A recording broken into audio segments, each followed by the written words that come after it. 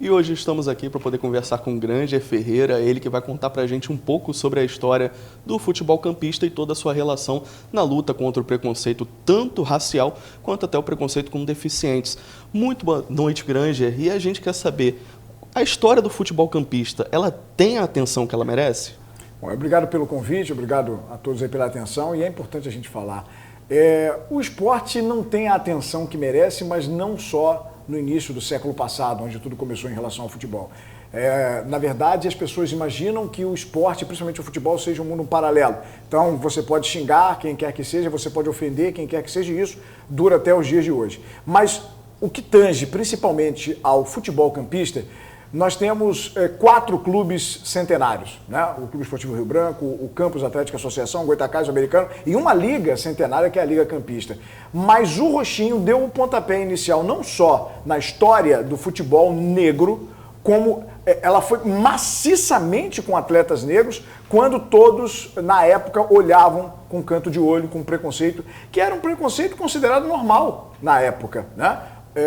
Você para analisar que, por exemplo, o jogador Pelé foi o único negro que, sendo o que era, isso jamais à frente, claro, no avanço da história, que tinha acesso a clubes na Europa, porque era o Pelé. Então é uma mistura, na verdade, não só de racismo, mas também de condição social. Então se você, naquela época, era negro, mas é um cara bem sucedido, você é bem-vindo. Então tem essa mistura. Mas voltando lá ao Campos, o Roxinho, que é roxinho, na verdade, porque é uma alusão ao mulato. As cores do Campos Atlético Associação, desde a sua origem, são voltados para esse embate ao racismo. Você tem o branco, você tem o preto das cores e você tem um meio termo, vamos dizer assim, que é o roxinho. Por isso é que você tem essas cores. E eram 10 jogadores negros, base principalmente vindo de funcionários de usina à época. E também dirigido por dirigentes negros, até então não havia. Quando aconteceu isso, eram 5 anos antes do Vasco apresentar um atleta negro pela primeira vez e 1 ano antes da seleção brasileira, perderam na história só para o Bangu. Mas com atletas e com dirigentes negros, o Campos foi o primeiro na história do país.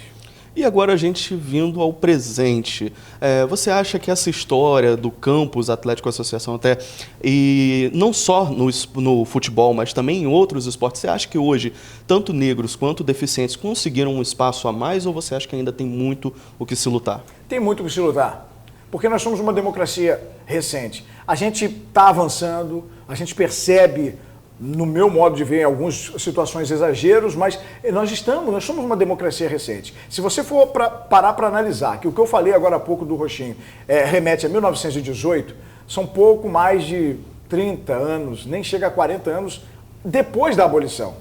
E aí nós entramos num período que tentou-se ter uma organização administrativa no país inteiro, e Campos se confunde com a história da nação.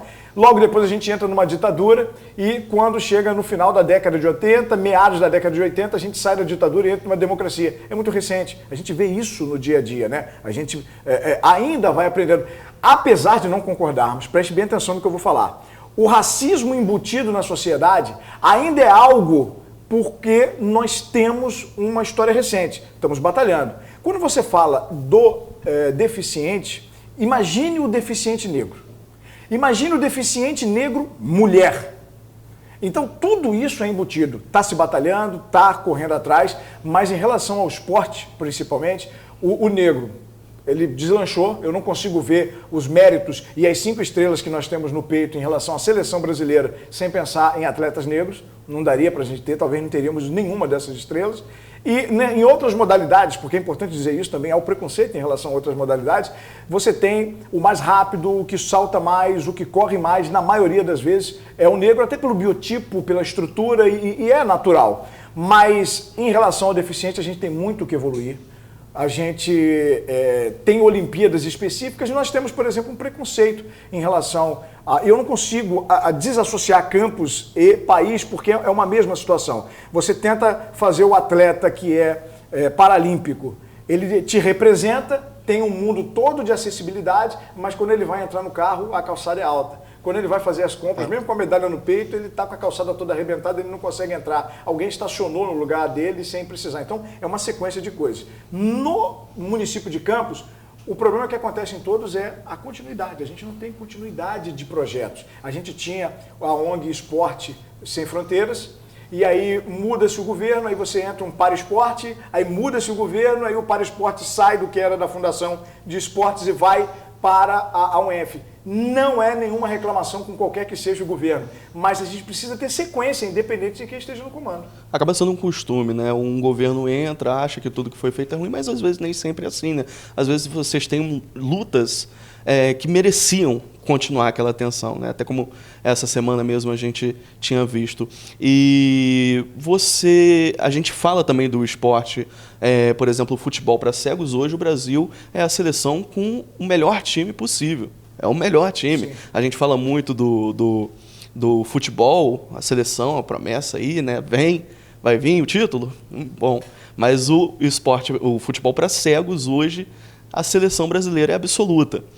E agora a gente falando sobre os deficientes, também eu gostaria de saber como que está o esporte para deficientes, como que tá, você vê hoje o esporte para deficientes em Campos. Você precisa sempre ter apoio, né? O Paraesporte é uma grande lição.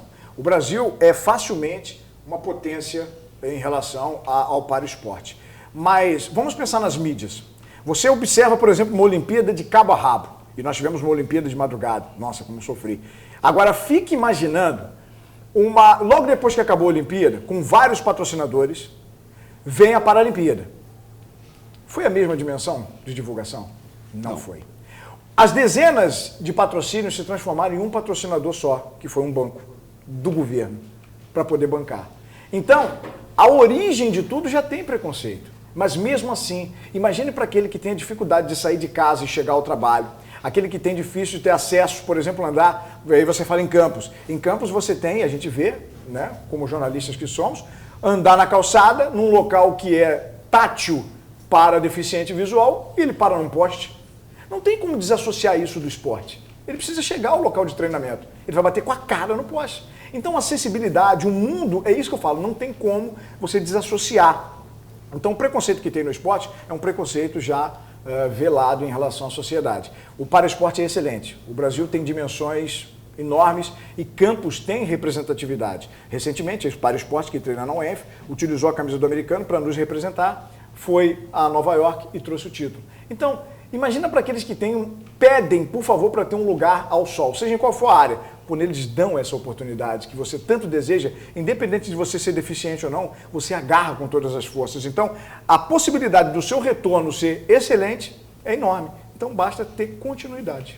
Inclusive, eu queria até abrir aqui um espaço para poder te parabenizar, porque eu vejo a sua luta, né, com o seu filho, que é autista, eu vejo como você luta pelo espaço que ele precisa ter e que merece realmente, o seu filho merece ter esse espaço, assim como todos os outros no Brasil.